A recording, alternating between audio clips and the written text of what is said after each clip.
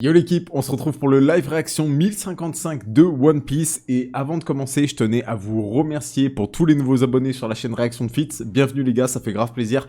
Mais plus que ça, un gros merci à tous ceux qui ont laissé des commentaires sur les dernières vidéos One Piece. Il y a eu énormément de commentaires très intéressants, que ce soit vos avis ou par rapport au format des vidéos. Je pense garder ce format-là pour l'instant, c'est-à-dire live reaction, et après une vidéo un peu review, analyse, ce que je pense du chapitre. J'ai pas vraiment envie de mélanger les deux en une seule vidéo, ça ferait une vidéo super longue, et puis comme ça, pour vous, ça fait plus de contenu. Bien sûr, pour le live reaction 1055, les gars, prenez le chapitre devant vos yeux, et comme ça, vous allez pouvoir profiter de cette vidéo comme il se doit. Je pense qu'on est parti directement pour la découverte de ce chapitre 1055. J'ai vraiment hâte de découvrir ça. Je me suis préparé mon petit Holy Energy, moi, pour savourer ce chapitre, et on est parti directement. Une série répartie sur 3 numéros du Jump. Nouvelle ère. Ok, donc ça c'est la fille de One Piece Red. Et moi, de ce que j'ai suivi de plus ou moins loin, je crois que c'est la fille de Shanks. Uta, écoute-moi, la ville, les pirates l'ont. Uta, ton père, les pirates l'ont. Uta, au secours, le village est en flammes. Donc on a Uta qui est en train de dormir sur le sol, visiblement. On dirait qu'elle est... Elle dort pas, mais elle est pensive, on dirait. Elle est en train d'écouter de la musique, visiblement, elle a un casque sur la tête. Ainsi vire le jour des chansons d'Uta. Quoi? Mais je n'ai pas de feutre. Ok, on la voit dessiner des trucs. Et ok, c'est une partition de musique qu'elle a dessinée sur un mur. Eiichiro Oda nous raconte en dessin la mystérieuse histoire de la création des chansons que chante Uta. Dans ce numéro, il s'agit du thème principal Nouvelle Ère. Ma chanson divine, la voilà. Ok, donc j'imagine que de ce qu'on nous dit ici, donc là pour moi c'est la découverte d'un tout nouveau perso les gars, je pense qu'elle a un pouvoir par rapport à la mélodie qu'elle chante, j'imagine, par rapport à la chanson qu'elle chante. Ok, donc c'est une petite série que Oda va nous faire découvrir je pense jusqu'à la sortie du film One Piece Red pour nous introduire les personnages, ça fait plaisir. Allez, le chapitre 1055. Le banquet bat son plein. Chapitre 1055, nouvelle ère d'ailleurs. Donc on se retrouve à Wano, le chapitre 1054 c'était fini avec Shanks qui est aux alentours de Wano, Sabo qui, on nous explique ce qui s'est passé d'ailleurs concernant Sabo, tout simplement. Donc le fait qu'il ait soi-disant assassiné Cobra et le fait qu'il soit une figure montante de l'armée révolutionnaire, qui a même dépassé Monkey D. Dragon en termes de popularité. Et on avait également le combat entre les Fourreaux Rouges Yamato, Momonosuke et Ryokoku, où on imaginait très bien que le combat allait être très difficile sans Yamato. Stop Yamato! Bah d'ailleurs, on retourne sur le combat directement. Stop Yamato, mais pourquoi? Pourquoi tu ne me laisses pas me battre? Surtout, ne lève pas la main sur lui. Alors, pour ceux qui avaient vu, là je vais pas descendre, pour ceux qui avaient vu ma vidéo review, du coup, pas ma vidéo réaction live, ma vidéo review, j'avais dit dedans que pour moi Yamato, enfin Momonosuke disait à Yamato de ne pas se battre, parce qu'il considère que Yamato, son rôle n'est plus de défendre Wano, mais qu'elle doit prendre les voiles et la mer avec les Mugiwara. Donc c'est ce qu'on va voir tout de suite, là, tout de suite maintenant. Pourquoi elle lui dit ça? Parce que d'ailleurs Yamato lui demande. Hein. Par contre, Momonosuke qui est en train de prendre une giga rouste de la part de Ryokoku, c'est incroyable, il est en train de se faire déchirer, là, Momonosuke. Nimpo, Maki Maki no Jutsu. Alors attention, hein, parce que Momonosuke se bat pas tout seul, il y a les fourreaux rouges avec, en effet, Katon. Ok, on a... Pourquoi il nous dit je rigole, Ryokoku, il est en train de se faire cramer la gueule tout simplement, mais je pense que ça lui fait pas grand chose. Bokarin, tu te bats contre un amiral de la marine là, tu penses que je ne suis pas capable de me protéger contre une faiblesse aussi évidente? Donc on a bien sûr, je me rappelle plus comment il s'appelle le ninja des fourreaux rouges là, qui a essayé de, Raizo je crois, de mémoire c'est Raizo, qui a essayé de brûler, et c'est vrai que c'est assez logique, et même moi j'avais fait la réflexion d'ailleurs dans ma dernière, dans mon dernier live reaction, qui essaye de brûler Ryokoku, qui a du coup un fruit du démon de la forêt, donc c'est vrai que ça paraît assez logique, mais comme lui dit Ryokoku, hein, je suis un amiral, crois-moi que j'avais déjà prévu ça depuis un bon moment, tout simplement. Donc on voit Ryokoku qui s'en sort à perfection et qui met une énorme tarte à Raizo, d'ailleurs, avec ses lianes, hein, toujours pareil. Son fruit du démon est trop stylé, honnêtement. Donc Raizo qui est en train de se faire Ah d'accord, je crois que Ryokoku il est en train d'aspirer l'énergie vitale de Raizo, genre. C'est ça, hein, je crois. Hein. Je crois qu'il l'a transpercé avec la liane, genre, avec la branche. Et on dirait qu'il est en train de lui drainer son sang, genre. Enfoiré, peu importe combien on coupe, ça continue de pousser. Ce type doit bien avoir des faiblesses, non? du désherbage. C'est vraiment tout ce que nous pouvons faire. Donc ouais, ils ont bien du mal visiblement à se débarrasser de Ryukogu. Hein. Pour l'instant, les faux rouges. Denjiro, il est en train de prendre une branlée aussi. Ils sont tous en train de se faire défoncer, les gars. Ok. Et on retourne à Wano. Intérieur du château sous-sol. Pièce secrète de Kozuki Sukiyaki. Alors, Kozuki Sukiyaki, de mémoire, c'est le... Non, je vais vous dire une bêtise, donc je vais rien dire. J'allais dire c'est le père de Oden, mais je suis pas sûr que ça soit ça. Mais si, c'est ça, je crois. Hein. Moi, je me rappelle plus, on va voir. Encore plus bas. Ton flair est impressionnant. Ne me traite pas comme si j'étais une hyène. J'ai juste remarqué que tu n'étais pas avec les autres. C'est normal, ça me semble bizarre. Attention, vous mettez les pieds, c'est recouvert de mousse. Donc oui, c'est bien ça. Hein.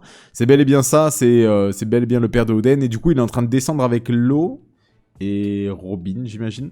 Je n'ai jamais parlé de cet endroit à Kaido et Orochi. Mais ils n'ont pas mis bien longtemps pour trouver le poneglyphe. Après tout, ils ont un homme poisson dans leur groupe. Jack. Jack, c'est un homme poisson ? D'accord. Ok, Jack, c'est un homme poisson ? J'avais trop pas percuté que c'était un homme poisson, moi. On savait que c'était un homme poisson, Jack ? Ok, bah vous me direz ça dans l'espace commentaire. Ben voilà, c'est pour ça que j'aime bien le format live reaction, parce que ça permet aussi de voir mes réactions par rapport à ça, c'est cool. Mais en quoi un homme poisson pourrait les aider ? Vous comprendrez une fois sur place. Bah j'imagine que c'est dans l'eau, non, du coup ? Tout simplement. On va descendre encore longtemps. Voyons voir, je dirais que nous en avons encore pour une centaine de siècles.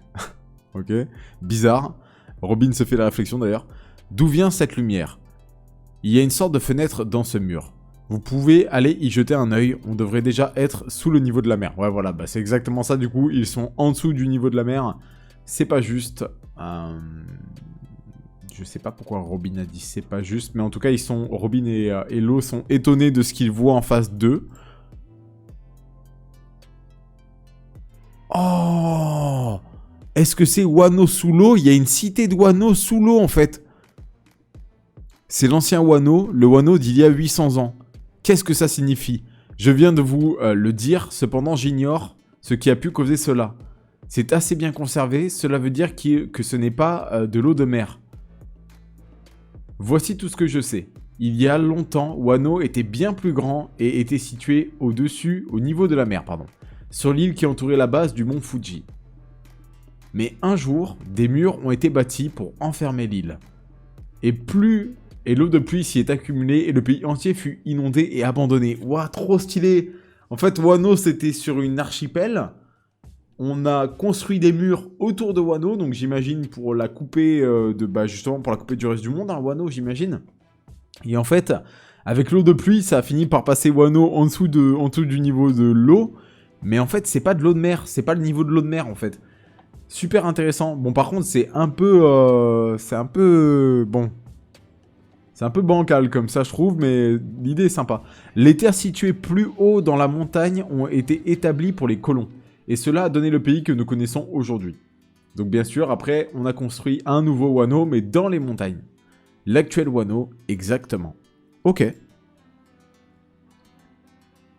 Nous sommes arrivés, voici le Road Poneglyph. Donc ils sont arrivés dans la salle du Poneglyph. Il est vraiment ici, c'est le 3e, plus qu'un seul avant de pouvoir aller à Loftail. Nous sommes dans une caverne au pied du mont Fuji. Si nous continuons à nous enfoncer, position actuelle, ancien Wano. Ok, donc là actuellement ils sont plus hauts que l'ancien Wano en fait encore. Si nous continuons à nous enfoncer, on raconte que l'on pourrait trouver endormi ici l'arme antique Pluton. Je ne l'ai jamais vue et je ne pourrais pas vous la montrer tout de suite. Pour réveiller Pluton, il faut détruire les murs qui encerclent cette nation. Ouvrir le pays est un acte tout à fait littéral. Nous perdrions notre plus grande défense et libérerions l'une des armes antiques. Ouvrir le pays est un acte tout à fait littéral. Pourquoi littéral ? En tout cas, visiblement, c'est pas une bonne idée de faire ça selon Kozuki. La libération de Pluton, c'est l'ouverture du pays. Pourquoi Oden Kozuki voudrait une chose pareille ? Tout ce que je viens de vous dire est transmis de génération en génération au sein du clan shogunal. Je suis incapable de vous raconter ce qu'Oden a découvert lors de son voyage à l'étranger. Donc en fait, c'est ça, c'est que Sakayuki, je crois, si je dis pas de bêtises, lui, il dit uniquement ce qu'on lui a dit, en fait. Vu que c'est, comme il le dit, quelque chose qui est raconté de génération en génération. Oden, il a vécu en dehors de ce clan, et il en sait bien plus. Donc c'est pour ça, a priori, qu'il veut ouvrir le pays, on l'imagine en tout cas. Aux alentours de la capitale des fleurs. Aucun humain ne peut faire face à la nature elle-même. Donc là, on retourne sur Ryukogu qui est en train de se battre contre les fourreaux rouges. Vous avez compris, si Kaido était encore là, je ne serais jamais venu. Hein? Aucun humain ne peut faire face à la nature elle-même. Vous avez compris, si Kaido était encore là, je ne serais jamais venu. Donc en fait, il est littéralement en train de dire que si Kaido était là, il se serait pissé dessus et clairement, il serait très loin d'ici, c'est ça? Moi, c'est ça que je comprends de Ryukogu. Il est clairement en train de dire si Kaido était là. Ou alors, il dit ça peut-être par rapport au fait que... Bah non, son but, c'est de tuer Luffy, donc...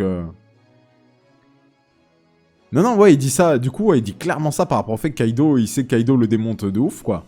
C'est comme ça que je le prends, moi, en tout cas. Ok. Je suis sûr que vivre sous son régime était misérable, mais l'ordre qu'il a imposé était la dissuasion qui a empêché d'autres prédateurs de s'attaquer à votre pays. Ah, quoique...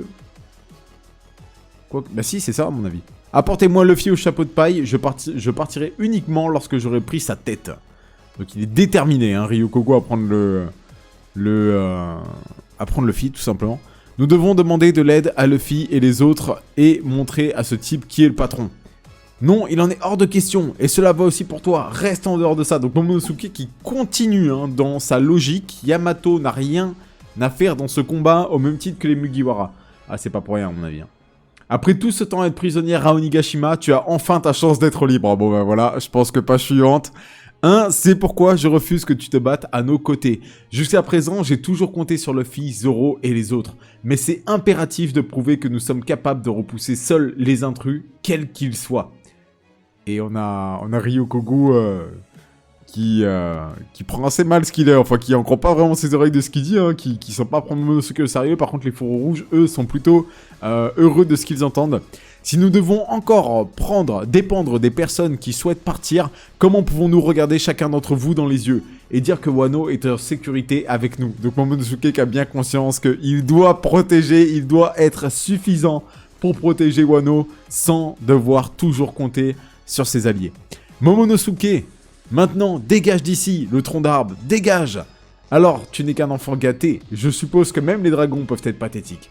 Je t'ai demandé de dégager! Et je pense qu'il va nous refaire un Bolo Bliss, visiblement, Momonosuke, et celui-ci va être réussi cette fois-ci, je pense.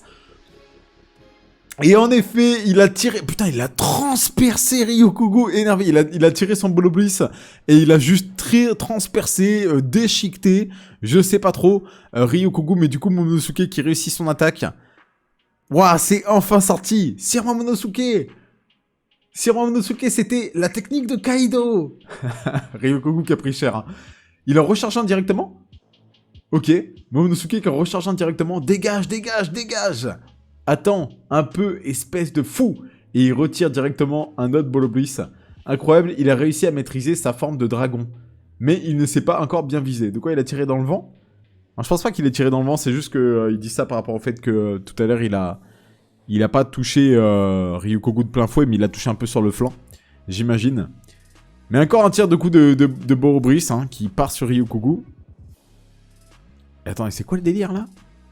Genre je pense que ça l'a complètement cramé, et en fait on a une graine qui pousse, donc c'est Ryukogu hein, qui repousse ailleurs, j'imagine tout simplement. Quelle douleur, doucement maintenant. Sérieusement, il veut brûler toute la ville ou quoi? Donc ouais, ça a l'air d'être ça. Hein. Si tu veux jouer à ça, ça me va. Je vais vous embrocher, toi et ta façon ridicule d'imiter Kaido de la tête jusqu'à la queue. Et là on a un éclair noir dans le ciel.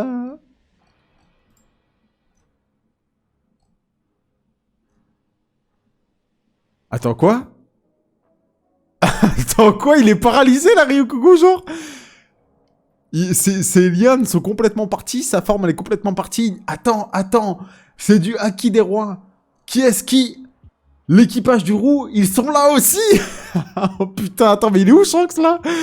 Il est où, Shanks? Il a dit qu'il repartait. Capitaine, qu'est-ce qui vous prend d'utiliser votre Haki comme ça d'un coup? Toutes les recrues sont en train de s'évanouir. Je ne vous traiterai pas de marine lâche ou sournois pour cela, mais ne pensez-vous pas qu'il est malvenu de s'en prendre à ces jeunes pousses? Encore tout épuisé après avoir marqué l'histoire de la piraterie. Oh là là, Shanks qui est encore une fois en train de montrer à la marine et de nous montrer à nous qui est le patron.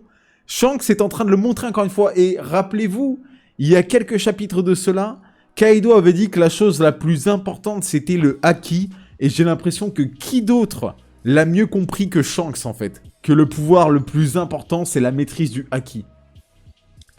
Par contre, il a littéralement... En plus, il est même pas à côté, en fait, là. Hein. Il est pas, genre, à côté de ouf, hein. Il a littéralement stun Ryukoku aussi loin que ça, en déployant son haki des rois. Il l'a pétrifié. Oh, flashback. Flashback de Luffy, flashback de Momonosuke. Ok. Elle vous fait si peur que ça, la nouvelle ère. Oh là là, ce regard de Shanks. Ce regard de Shanks. J'ai compris, je n'ai pas l'intention de me battre contre vous les gars, du moins pas aujourd'hui. Du coup, mais eux, ils vont pas comprendre ce qui se passe, Momonosuke et tout là, si.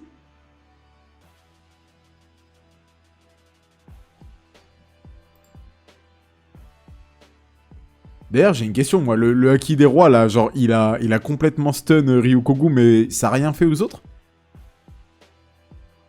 Genre Momonosuke et tout? Je sais pas si... vous me direz dans l'espace commentaire, je sais pas si le haki des rois, on peut le diriger précisément sur une seule personne.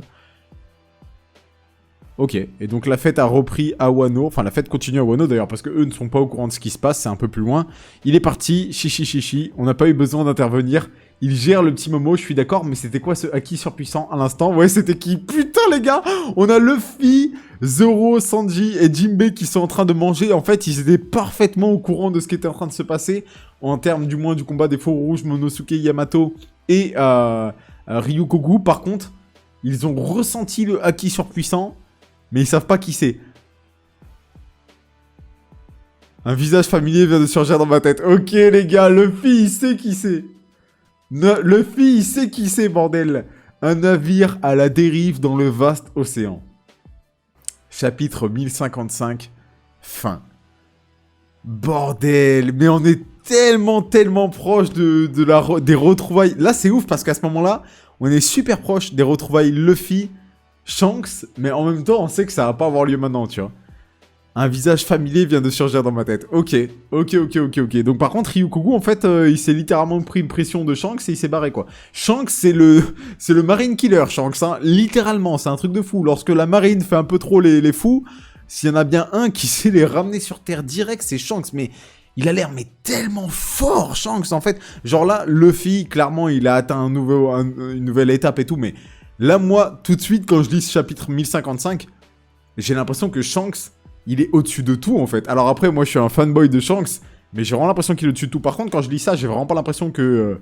de voir un Shanks méchant, encore une fois. Hein. J'ai vraiment, moi, je reste dans cette idée de Shanks qui a pour... En fait, Shanks, pour moi... Bon, je vous dirai ça dans une autre vidéo. On parlera de ça dans la vidéo review, les gars, encore une fois, qui sortira du chapitre 1055. J'espère que cette vidéo aussi vous aura plu. C'était le live réaction. Dites-moi ce que vous avez pensé du chapitre. Dites-moi vos réactions par rapport au chapitre dans l'espace commentaire. Et on se retrouve très vite pour une nouvelle vidéo sur la chaîne Réaction Fits. Abonnez-vous si c'est pas encore fait. Portez-vous bien, les gars. Bye tout le monde. Ciao.